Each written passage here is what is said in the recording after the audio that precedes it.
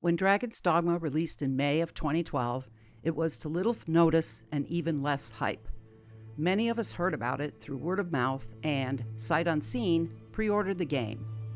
Brady Guides put out a printed guide for the game, which I bought and picked up at the same time I picked up my pre-order on launch day. For Dragon's Dogma 2, many will go in blind, but one thing you can count on, guide or no, we will be in for the same awesome experience we had in Dragon's Dogma. Note that I didn't say Dragon's Dogma Dark Arisen.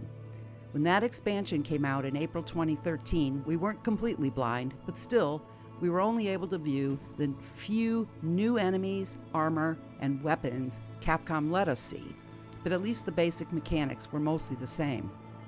When the game re-released in 2016, information was provided to online publishers, but we already knew so much more than we had in 2012 and 2013. This was due in large part to the testing that console players had already done, even without access to the save files.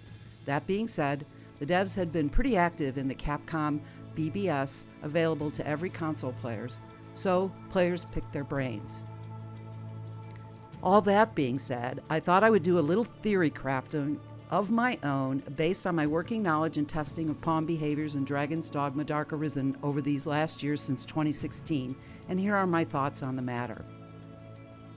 For Kindhearted, to me that equals Medicant plus Guardian or Medicant plus Nexus, or a combination of the three.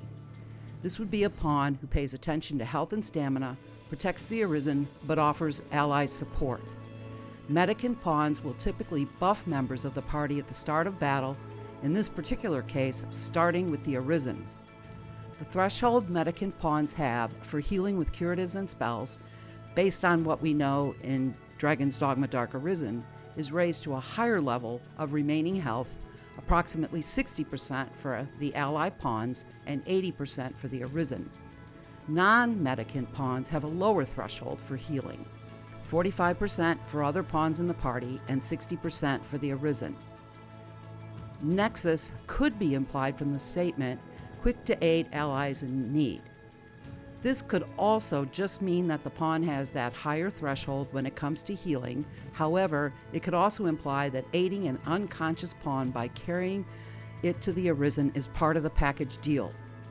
Combining 3 of the 4 inclinations considered defensive into one personality seems ill thought out, but I could see a case for brand new players to the franchise viewing this type as a really helpful pawn to have as they sort themselves out.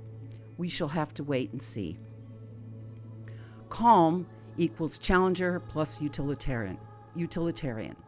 Strategy is the intent, while tactics are the steps that put the intent into action. This aligns with the description in the Dragon's Dogma Dark Arisen save file for both challenger, which is strategy, and utilitarian, which is tactics. Tactics are measurable while intent is not. Exploitation of enemies' elemental weaknesses would be a tactic.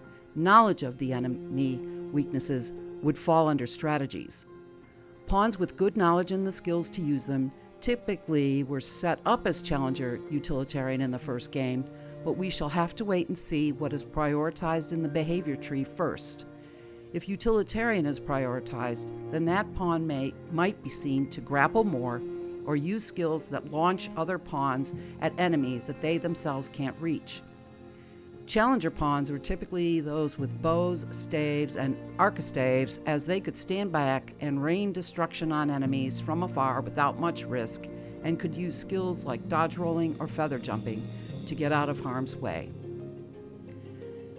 Simple equals pioneer plus acquisitor. Pawns that are curious, which is the same label as the save file in DD1, are typically pioneers. They wander afar from the Arisen out of battle and may accidentally stray into battle first. Gathering items is acquisitor behavior.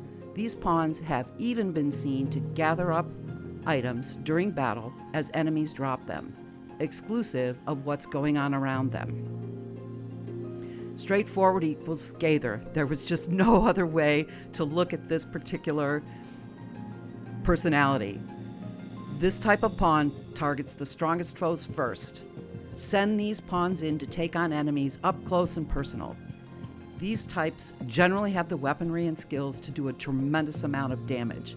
Think fighter of Dragon's Maw, thief with Brain Splitter, or warrior. In the end, these are just my working theories.